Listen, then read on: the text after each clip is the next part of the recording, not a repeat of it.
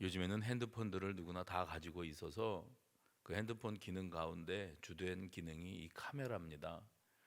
커다란 카메라들 들고 다니면서 사진을 찍던 시대가 이제 다 저물고, 전문가들 아니면 웬만하면 다 핸드폰으로들 사진을 찍습니다.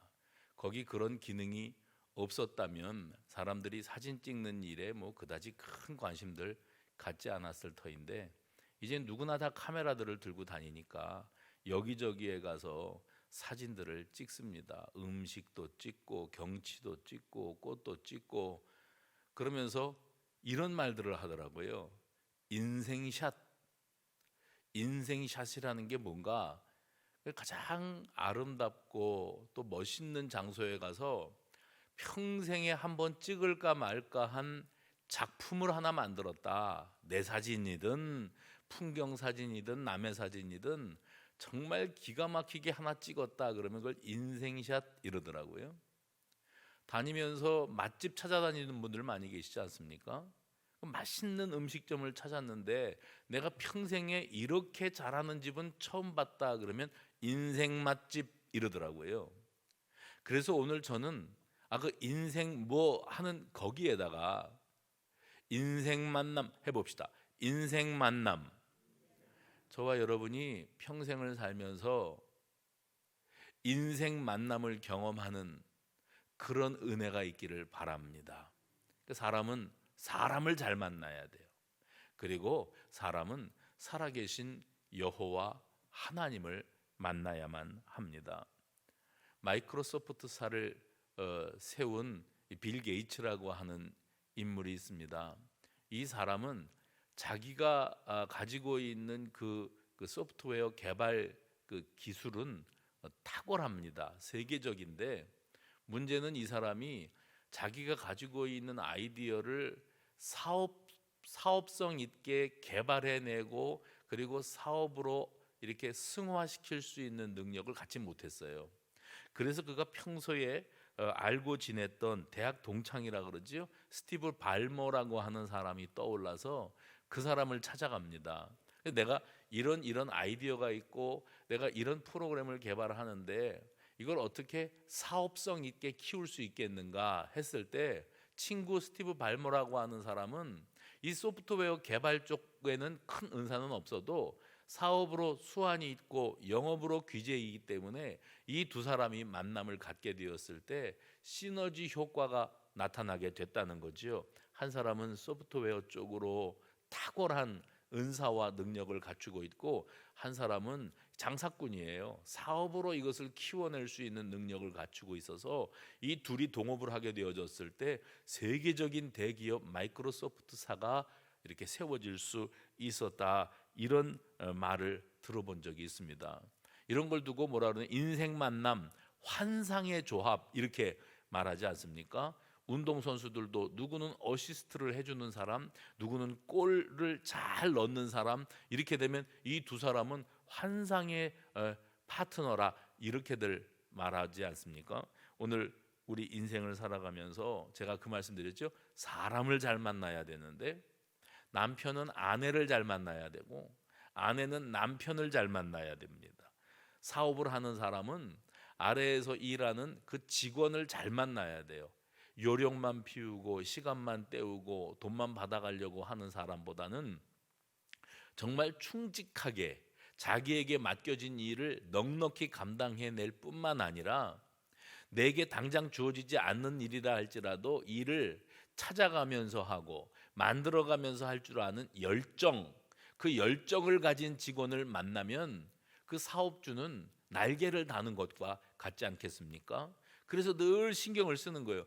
이 사람이 시간만 때우고 있는 것인지 요령만 피우고 있는 것인지, 쉽게 돈 벌어 먹고 살 생각만 하는지, 아니면 자기가 받는 그 대우에 대한 값을 톡톡히 지불하고 있는 것인지. 이런 사람은 일당백의 역할을 감당해서 몇 사람의 몫이라도 해낼 수 있는 그런 능력 있는 사람, 충성스러운 사람인지 요령만 피우는 사람인지 단번에 알 수 있지 않습니까? 근데 정말 필요한 사람은 직원을 잘 만나는 거예요. 직원을 잘 만났을 때 그 사업은 나날이 승승장구할 수밖에 없는 겁니다. 스승은 제자를 잘 만나야 되고, 제자는요, 학생은 선생님을 잘 만나야 됩니다. 그래서 위대한 스승들이 배후에 있었기 때문에 위대한 지도자들이 이 땅 위에서 등장할 수 있었다, 이런 이야기들도 하지 않습니까? 환자는 의사를 잘 만나야 됩니다. 그래서 의사를 바꿔가면서 만나는데 병을 키우는 사람이 있고요, 한 번 딱 그 의사 만났는데 그 사람이 이 병의 전문가라, 그래서 적절한 치료의 방법을 알고 그 적절한 치료가 이루어질 수 있게 되어진다면 그 환자는 의사를 잘 만나서 살아남는 겁니다. 그러나 그 환자가 의사 한번 잘못 만나면 고생은 고생대로 하고 돈은 돈대로 쓰고 시간은 시간대로 허비하면서 병은 병대로 키우는 거예요. 그래서 중요한 게 뭐라고요? 인생 만남. 해봅시다. 인생 만남. 어떤 남자가 자기가 정말 사랑하는 여인을 위해서 귀한 선물을 준비하고 싶었답니다. 그래서 보석상에 가가지고 특별한 선물을 내가 내 사랑하는 이에게 선물하고 싶은데 그런 게 뭐 없겠습니까? 했더니 보석상 주인이 그런 거 있지요. 그리고 뒤쪽으로 들어갔다가 나왔어요. 그리고 마침 당신이 찾는 그 특별한 보석이 여기에 있다고 그러면서 그 사람에게 꺼내 주었는데, 이 사람이 받아서 보니까 그냥 그래요. 커팅이라 그러죠. 이 세공되어진 것도 그냥 밋밋하고, 그리고 빛깔도 그냥 그렇고, 그냥 평범하기 이를 데 없는 건데 이게 왜 특별하다고 그러시는 겁니까? 그랬더니 보석상이 손에다가 이걸 꽉 쥐어주면서 잠깐만 그러고 계시라고 그러더래요.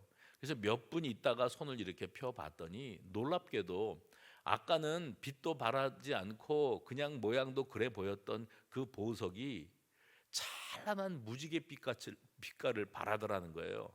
여러분 아시죠? 정말 좋은 보석은 빛이 그 속에서부터 뚫고 나옵니다. 그래서 그 빛을 보면은 정말 눈이 부시도록 아름답지 않습니까? 그런데 어떻게 이 보석은 그냥 두고 보았을 때에는 평범하기 이를 데 없고 빛깔도 그저 그런데 손에 움켜쥐고 있다가 보니까 이렇게 찬란한 빛을 발할 수 있습니까? 했더니 그 보석을 오팔이라고 하는데, 이 보석은 사람의 체온에 반응을 합니다. 그래서 사람이 그 보석을 꼭 쥐고 있으면, 아니면 몸에 지니고 있으면 그것이 찬란한 빛을 발하게 되는 것입니다. 이렇게 말을 했다는 거예요. 평상시에는 아무것도 아닌 돌멩이처럼 보이지만 사람의 체온이 닿으면 그렇게 빛을 발하는 보석처럼 오늘 이 자리에 있는 저와 여러분이 다 평범한 사람들입니다. 우리는 아무것도 아닌 사람들이에요. 그런데 우리가 평범했던 별로 이 세상에서 빛을 발한 적도 없었던 내가 누구를 만났느냐, 어떤 체온을 느꼈느냐에 따라서 내 인생이 달라지는 겁니다. 오늘 이 아침은 이 자리에 계시는 모든 분들이 우리 주 예수님을 인격적으로 만남으로 내 인생에 빛을 발하는 은혜가 있게 되어지시기를 주의 이름으로 축원합니다. 인생에는 5가지 만남이 있다고 그럽니다. 제일 먼저는 생선 같은 만남이래요. 이 생선 같은 만남은 처음에는 싱싱하고 처음에는 생명력이 넘치지만 그냥 놔두면 점점 상하여 가고 썩어가고 냄새가 날 수밖에 없는 그런 만남입니다. 좋게 시작했다가 다투고 오해하고 서로 상처를 주고받고 실망하고, 그래서 더 이상 한 공간에 있고 싶지 않아. 함께 있으면 너무 상대방을 아프게 해. 서로 나도 그로 말미암아 힘들고 그도 나로 말미암아 힘들게 되어지는 만남, 생선 같은 만남이라 그러는데요. 또 하나는 지우개 같은 만남이 있답니다. 아무 의미도 없이 그저 그렇고 그런 관계가 유지되면서 세월만 보내는 관계, 그러다가 싱겁게 멀어져 버리고 마는, 그리고 아쉬움도 없이 잊혀져 가는 이런 만남을 지우개 같은 만남이라 그런답니다. 또 한 가지는 건전지 같은 만남도 있대요. 건전지 같은 만남은 쓸모가 있을 때에는 활기차게 써먹다가 더 이상 이 다 방전이 되고 쓸모가 없어지면 그러면 멀어져가는, 서로에게 이기적이고 계산적이고, 내게 필요할 때는 뜨거워졌다가 더 이상 내게 필요가 없어졌을 때는 차갑게 식어져 버리는 계산적인 만남을 이 건전지 같은 만남이다, 이렇게 말을 한답니다. 또 꽃송이 같은 만남이 있는데, 이것은 첫 만남은 화려하고 참 아름답게 시작이 되어지지만 끝이 좋지 않아요. 점점 자신도 모르는 사이에 시들어가는 겁니다. 꽃이 시들어 가가지고 그 피었던 꽃이 시들어져 가는 모습을 지켜보면 참 추해져 가고 있지 않습니까? 그러니까 시작은 화려했으나 끝이 추해져 가는 만남을 그렇게 꽃송이 같은 만남이라고 말합니다. 근데 마지막으로 손수건 같은 만남이 있대요. 손수건 같은 만남은 뭐냐면, 힘들 때, 눈물 날 때, 슬플 때 땀도 닦아주고 눈물도 닦아주고 서로 의지하면서 오래가는 그런 만남. 여러분에게 평생 친구 있습니까?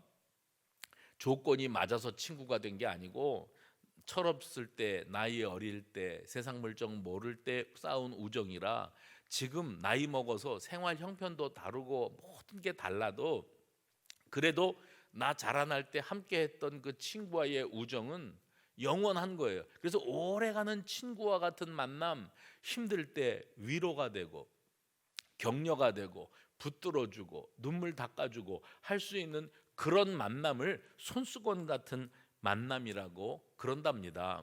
여러분들의 지나온 인생 가운데 내가 스쳐 지나간 사람들도 많을 것이고, 그렇죠?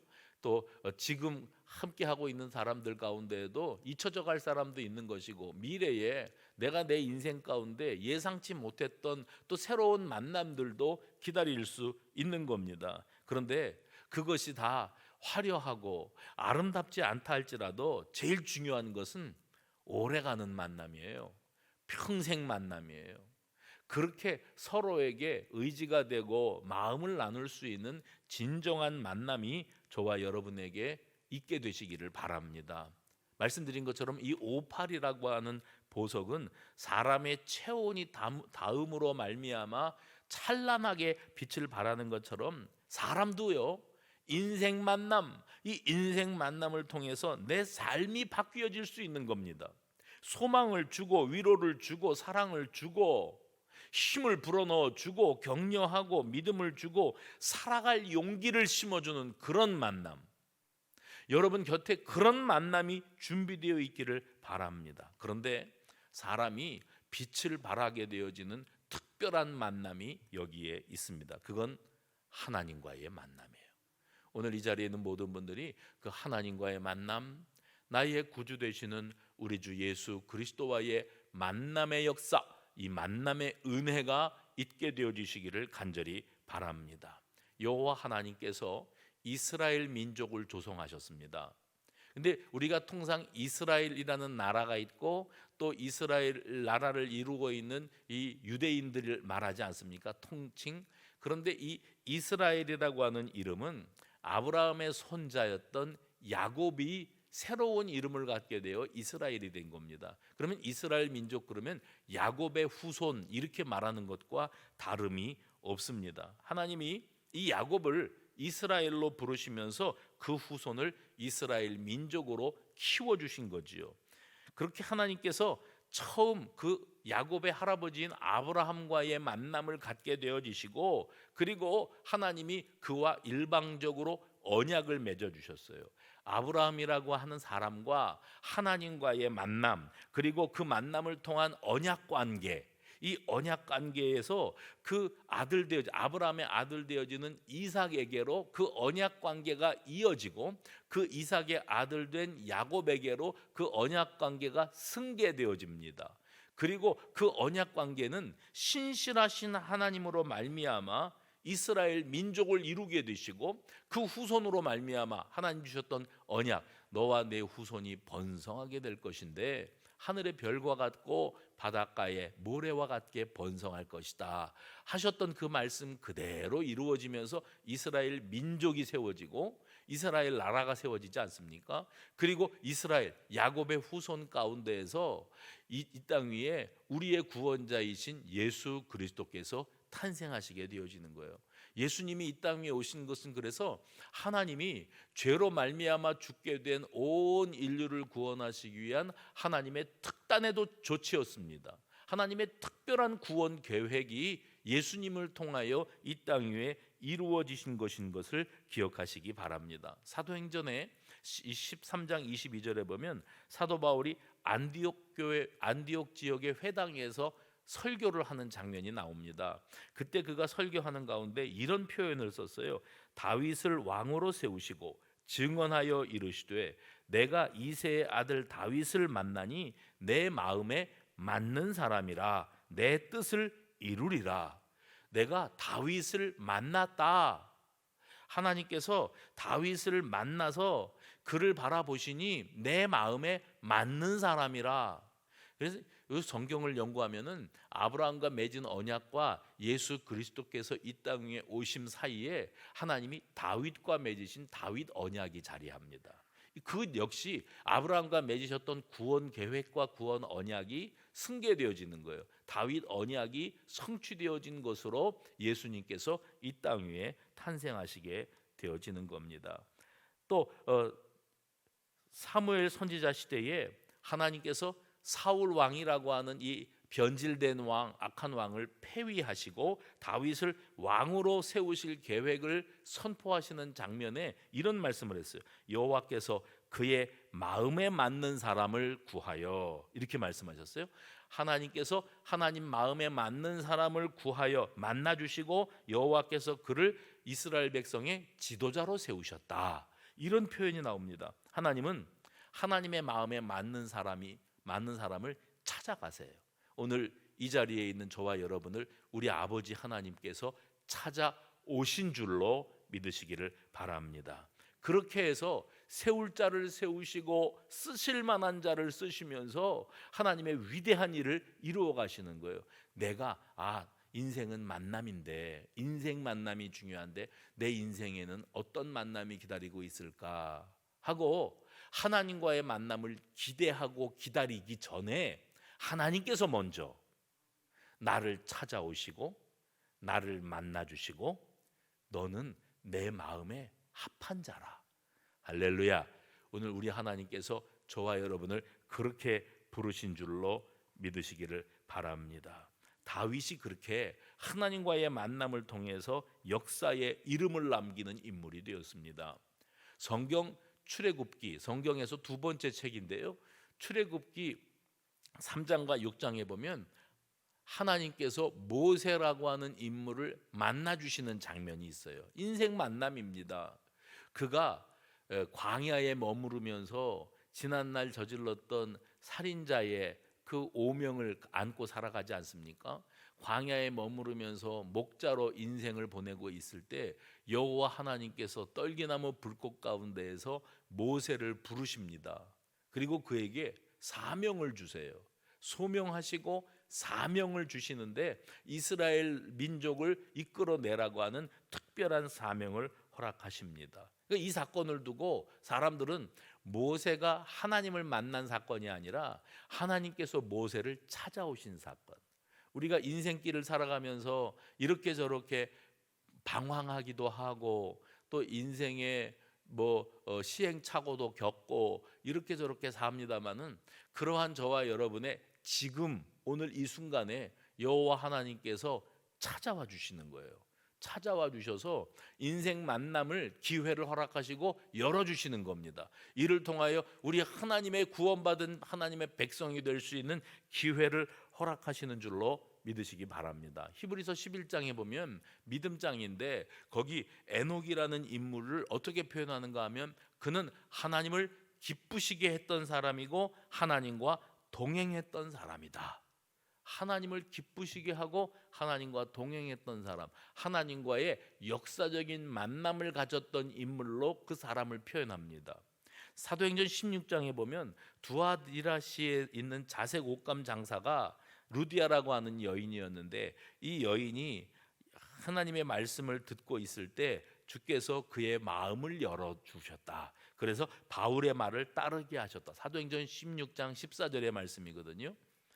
도무지 이 예수 그리스도를 만나고 그분을 통한 복음을 받고 구원의 자리에 이룰 가능성이 없었던 인물입니다. 이 루디아라고 하는 여인이, 하나님께서 선교사가 아시아로 가려고 마음을 먹고 계획을 세우고 추진하는데 그 길을 막으시고 마게도냐, 그리스 사람을 환상 가운데 보내시면서 와서 우리를 도우라, 우리에게 복음을 들려달라는 메시지를 들려주시면서까지, 방향을 틀어가시면서까지 그리스로 선교 방향을 잡아주셨거든요. 그리고 거기에 가서 그 마게도냐 지역의 가장 큰 도시였던 빌립보라고 하는 도시에 가서 하나님이 도대체 뭘 어떻게 하시려고, 무슨 일을 이루시려고 선교의 방향까지 아시아에서 유럽으로 틀어가면서 누구를 만나게 하시려고 이러셨을까 했는데, 거기서 만난 사람이 루디아라고 하는 여인이었어요. 그리고 이 여인이 복음을 받으면서 마음의 문이 활짝 열려졌습니다. 오늘 이런 은혜가 있기를 간절히 바랍니다. 복음을 받으면서 마음의 문이 활짝 열리고, 그리고 예수 그리스도를 자신의 구주로 영접하게 되어졌어요. 그런 만남, 그래서 그와 그 가족이 예수를 영접하고 성령으로 충만하고, 그로 말미암아 그 지역에 빌립보 교회가 세워질 수 있게 되었습니다. 그러니까 이 교회의 설립 멤버가 되어진 거예요. 루디아라고 하는 여인이. 오늘 하나님이 여러분을 만나 주시기를 원하십니다. 여러분, 인생의 만남의 사건을 통해서 여러분의 남은 인생이, 이 인생 만남을 통해서 내 인생이 달라졌다, 내 인생이 바뀌었다, 이렇게 고백할 수 있는 저와 여러분이 되어지시기를 바랍니다. 어떤 엄마가요, 44년 전에 잃어버렸던 딸을 기적적으로 찾았다는 뉴스를 제가 유튜브 영상에서 본 적이 있습니다. 아이가 6살이었는데 엄마가 장 보러 간 사이에 집에 돌아왔더니 없는 거예요. 그런데 엄마는 생각하기를 자기 친정, 그러니까 이 아이의 외할머니가 가까운 곳에 사셔서 6살짜리니까 할머니 만나러 간다고 할머니 집에 가 있는 줄로 그렇게 알고 있었다는 거예요. 나중에 보니까 할머니 집에도 안 왔어요. 그래서 이 6살짜리 딸을 찾기 위해서 사방을 헤매이고 다니면서 백방을 수소문합니다. 팔주소에 가서 실종 신고도 하고, 우리 아이 못 봤느냐고 정말 미친 듯이 아이를 찾아서 헤매이고 헤매였는데 못 찾았어요.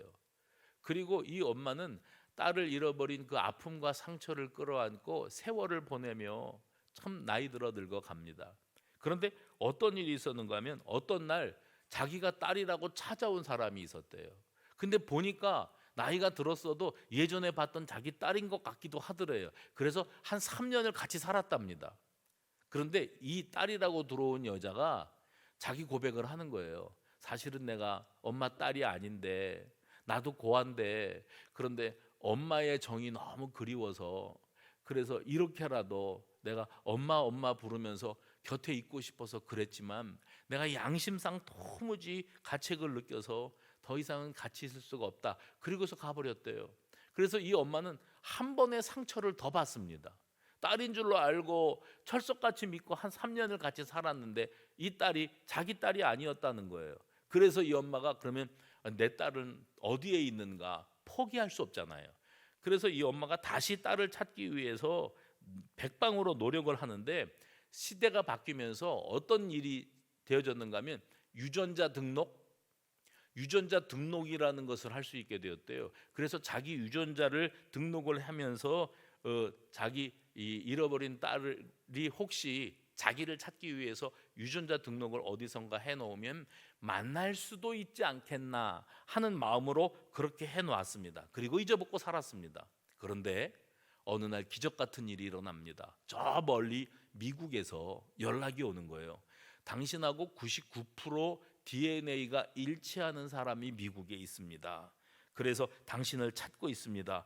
그래서 이 아이 사연을 들어보니까, 아이가 집을 나간 다음에 6살짜리니까 길을 헤매면서 우니까 어떤 사람이 파출소로 데려다 줬는데 이 아이를 미아로 분류한 겁니다. 그래서 이 아이가 미국으로 입양 보내줬다는 사실을 알게 되었다는 거예요. 그래서 이제 두 사람이, 이 딸은 한국말도 할 줄 몰라요. 엄마는 당연히 미국말을 할 줄 몰라요. 44년 동안을 떨어져 지냈어요. 근데 영상으로 봐도 서로 본능적으로 이게 내 딸이다, 이 사람이 우리 엄마다 하는 것을 서로 단번에 알아볼 수 있을 만큼 그렇게 닮기도 닮았고, 혈육의 그 끈끈한 그 어떤 정이라는 게 있지 않습니까? 이게 뭔가 다른 거예요. 그래서 서로 영상으로만 보면 오열하고 하다가 드디어 만나는 날 온 방송국 카메라가 인천공항에 쫓아나가서 44년 만에 이루어지는 모녀 상봉 장면을 촬영해서 뉴스로 방영을 했습니다. 한번 뉴스를 봤으면 좋겠어요. 5살 때 실종된 딸을 40년 넘게 애타게 찾아 헤맨 엄마가 있습니다. 바로 어제 이 모녀가 기적같이 만났습니다. 3년 전 혹시나 하는 마음에 한 비영리 단체에 DNA를 맡긴 게 이런 기적을 불렀습니다. 미국으로 입양됐던 딸도 현지 단체에 자신의 DNA를 등록해 놨었다고 합니다. 김혜주 기자가 취재했습니다. 한태순 씨의 큰딸 신경하 씨는 1975년 5월 실종됐습니다. 제일 좋아하는 꽃신을 신고 나간 딸은 거짓말처럼 사라졌습니다. 그냥 오니까 애가 없어. 그래서 할머니 집이 거기서 한 1km 정도밖에 안 떨어졌거든. 그래서 거기 갔나 보다. 그랬지.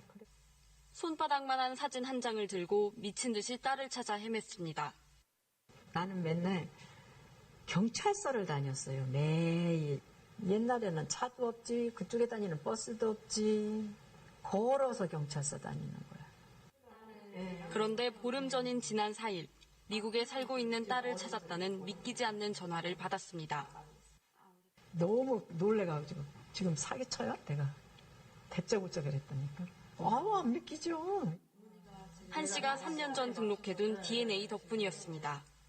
한 씨는 한국의 비영리 단체에, 미국에 입양 갔던 딸은 미국의 한 업체에 각각 DNA를 맡겼는데 이 두 곳이 정보를 공유하다 일치하는 DNA를 확인한 겁니다. 딸이 미국에서 오는 날, 한태순 씨 발걸음이 빨라집니다.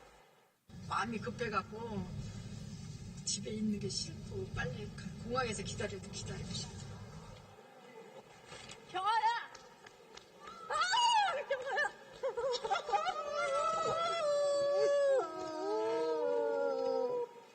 44년 만에 만난 엄마와 딸.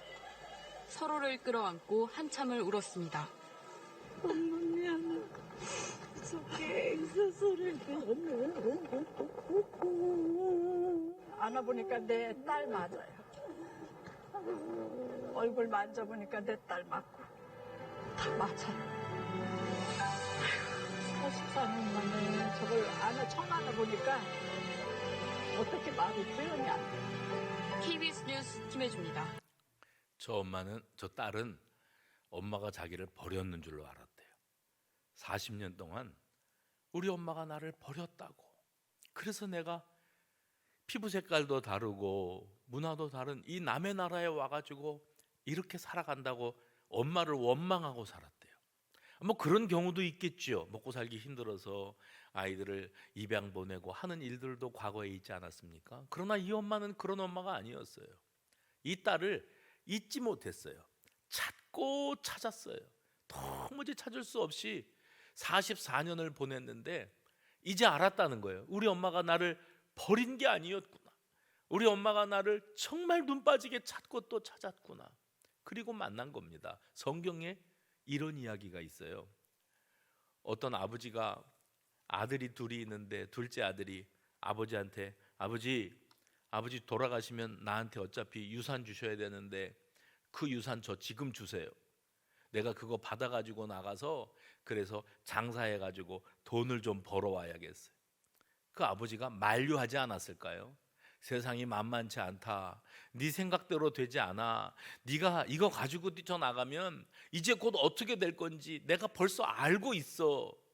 그런데 이 아버지가 아들을 이겨먹지 못하네요.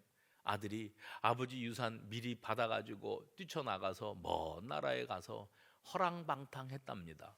그래서 자기 가진 돈 다 털어먹고 빈털털이 노숙자가 되어서 먹고 살기 힘들어서 그 나라 사람들이 돼지 치는 사람들은 가장 하층 계급인데 이거라도 하겠냐 그래서 돼지 치는 일 하면서 먹을 것이나 얻으면서 살겠다 했었는데 먹을 것도 제대로 공급이 안 됐는지 돼지가 먹는 열매를 주워 먹으면서 서러움이 복받쳐 오르는 거예요. 나한테는 부자 아버지가 있는데 왜 내가 여기에 와서 이 고생을 하고 있단 말이냐. 여기서 이렇게 굶주려 죽을 게 아니라 이제라도 아버지께로 가자. 아버지께로 돌아가서 이렇게 말하자. 아버지, 제가 돌아왔습니다.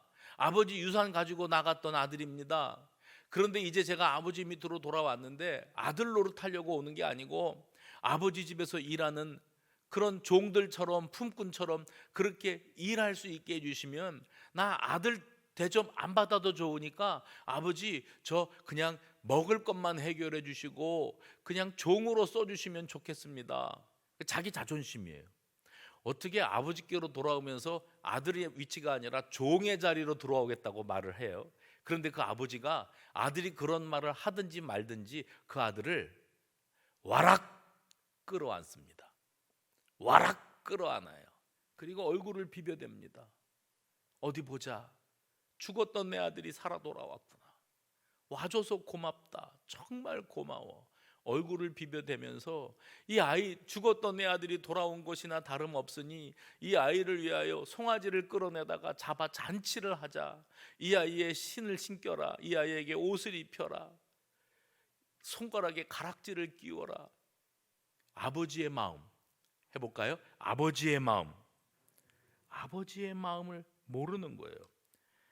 근데 철부지 아들은 아버지가 자기를 얼마나 사랑하고 얼마나 기다렸고 찾고 또 찾았었는지를 깨닫지 못했습니다. 아버지는요, 아까 보신 것처럼 인천공항에서 들어오는 44년 만에 보는 6살이었던 딸이 50살이 되어서 들어오는데 그 딸을 향해서 달려가는 어머니의 모습처럼 아버지가 그 아들이 거짓골이 되어서 돌아오는데도 달려갑니다. 아버지가 먼저 달려가서 부둥켜 안습니다. 이것이 바로 아버지의 마음이에요. 예수님이 들려주신 이야기거든요. 우리 예수님이 왜 이런 이야기를 들려주셨을까? 얘들아, 너희들을 사랑하는 너희 아버지가 있다. 아버지는 너희를 잊은 적이 없어. 버린 적이 없어.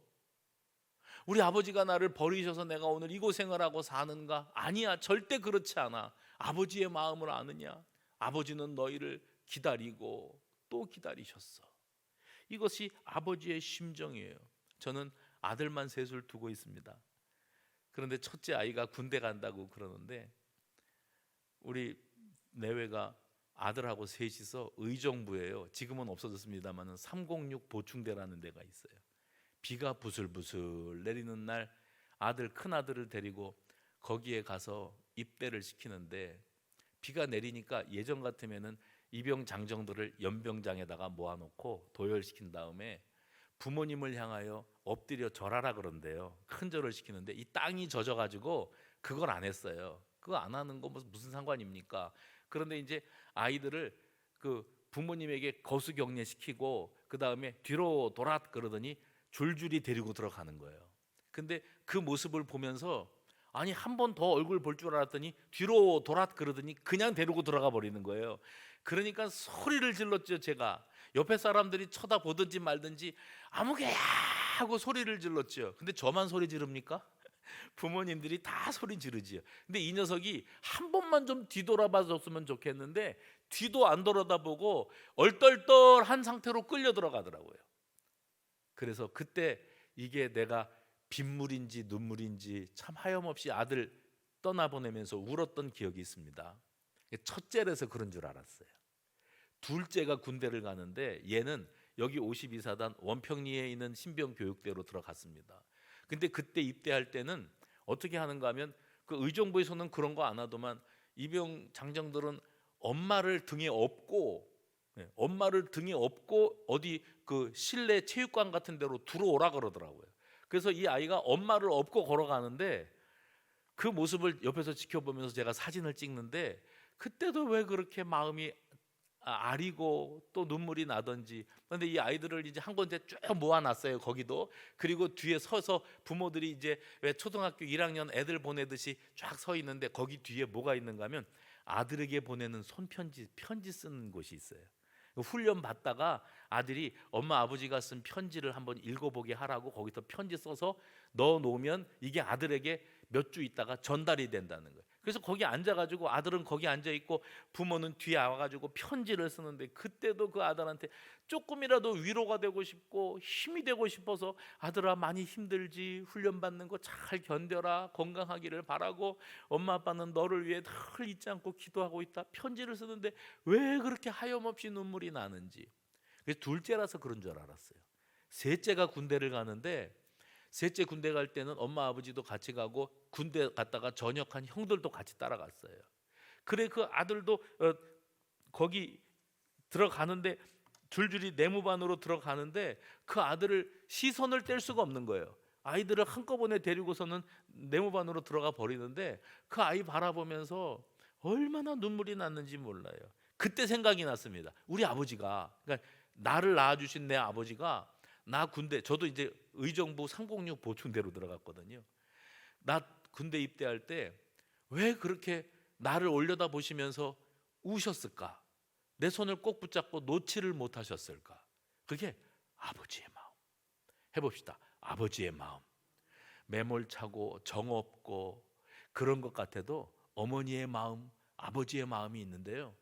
세상에 나가서 방황하고 죄짓고 또 이런저런 스트레스를 받으며 정말 힘들게 살아가는 우리들을 지켜보시는 살아계신 우리 아버지 하나님의 마음이 우리를 향하여 활짝 열려 있는 줄로 믿으시기를 바랍니다. 오늘 우리가 읽은 성경 본문은 뭐라고 말하냐면, 너희가 성경에서 영생을 얻는 줄 생각하고 성경을 연구하거니와 이 성경이 곧 내게 대해서 증언하는 것이니라. 그러나 너희가 영생을 얻기 위하여 내게 오기를 원하지 아니하는도다.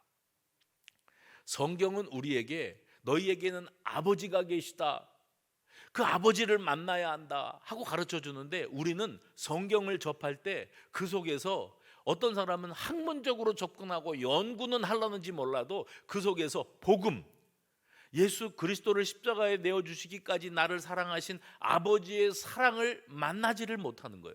너희는 세상살이에 너무 바빠서 허랑방탕한 삶을 살면서 세월을 허비하고 시간을 허비하고 물질을 허비하고 세상의 쾌락을 쫓고 성공을 쫓고 돈의 우상에 빠져서 살아가느라고 내가 너희들을 찾고 또 찾아도 기다리고 그렇게 기다렸어도 너희는 내게로 오기를 원치 아니하는구나.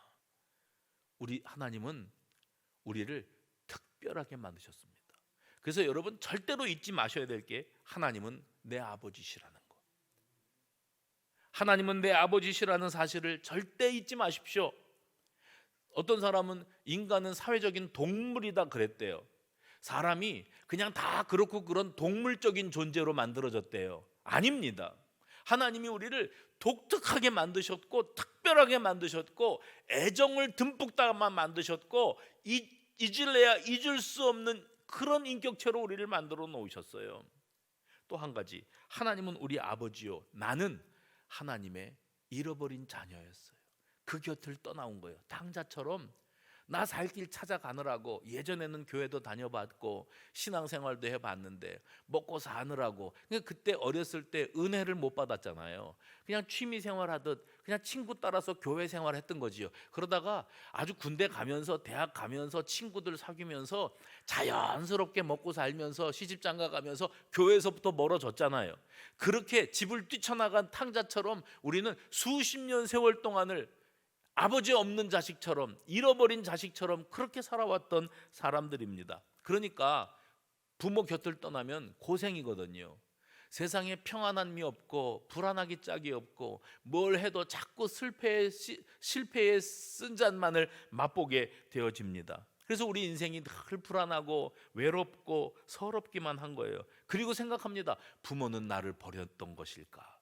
하나님은 나를 버리셨나? 여러분, 하나님이 우리를 버렸습니까? 내가 하나님을 등졌습니까? 타고난 죄성으로 말미암아 나는 자유마저 없이 이렇게 헤매이며 방황하는 인생을 살아갑니다. 하나님은 우리 아버지신데 나는 그분의 잃어버린 아들, 딸이었어요. 그런데 또 한 가지, 그런 우리들을 하나님은 한순간도 포기한 적 없으시고, 아멘입니까? 포기한 적 없으시고 모든 방법을 총동원해서 또 찾고 찾으세요. 그리고 또 한 가지, 그 하나님을 다시 만날 수 있는 유일한 길, 나를 살리시기 위하여 이 땅에 오신 우리 주 예수님을 나의 구주로 영접해 드리는 것뿐입니다. 마태복음 11장 28절에서 예수님은 우리를 이렇게 친히 초청하셨어요. 수고하고 무거운 짐진 자들아 다 내게로 오라. 내가 너희를 쉬게 하리라. 아들아 어디 있니? 딸아 어디 있니? 세월이 이렇게 흘러갔는데 나는 아직도 너를 잊을 수가 없다. 아니, 죽는 날까지 나는 눈을 감을 수가 없다. 어떻게 너를 포기하겠니? 어떻게 너를 잊겠니? 이게 우리 아버지의 마음이에요. 사도행전 16장에서 사도 바울이 문이 다 열렸는데도 감옥에서 탈옥하지 아니었다는 사실을 보고 간수가 스스로 목숨을 끊으려고 그러다가 너무 놀랍고 충격을 받았습니다. 그래서 그 바울 앞에 엎드립니다. 내가 어떻게 해야 구원을 받으리까? 그랬더니 사도 바울이 그 간수에게 들려주는 말이 주 예수를 믿으라. 그러면 너와 내 집이 구원을 받으리라. 오늘 이 순간도 오직 하나님 아버지께 돌아가는 길은 길이요 진리요 생명이신 예수님을 내 중심에 나의 구주로 모셔드리는 일뿐인 것을 기억하시기를 바랍니다. 44년 동안이나 미국 땅에 가서 입양돼 가지고 우리 엄마가 나를 버렸나 보다 하고 원망스러운 마음으로 살았던 딸은 부모가 나를 버린 것이 아니었다는 것을 깨닫게 되어집니다. 엄마의 품에 안겨서 오열하면서 자기 자신이 먼 이국 땅에 가서 살고 있는 동안 엄마는 이 좁은 땅덩어리에서 이 딸을 찾기 위해서 미친 듯이 헤매이고 다녔다는 사실을 알게 되었습니다. 그리고 둘이 만나게 된 것은 어떤 게 계기가 됐다고요? 유전자, DNA가 일치되었기 때문에 만날 수 있었어요. 여러분과 제 피에는 예수님의 보혈의 DNA가 흐르고 있는 줄로 믿으시기를 바랍니다. 예수님을 나의 구주로 모셔드리고 오늘부터 하나님의 자녀된 신분을 회복하고 그리고 내가 하나님의 자녀로 살겠다 결단하면 잃어버렸던 아들, 딸을 되찾으신 우리 하나님의 기쁨이 충만하는 거예요. 그리고 그동안 나를 찾으셨던 그 아버지의 품 안, 내 아버지의 품 안에 안겨서 위로와 치유와 회복과 구원의 확신을 얻게 되어지는 저와 여러분 되어지시기를 주의 이름으로 축원합니다.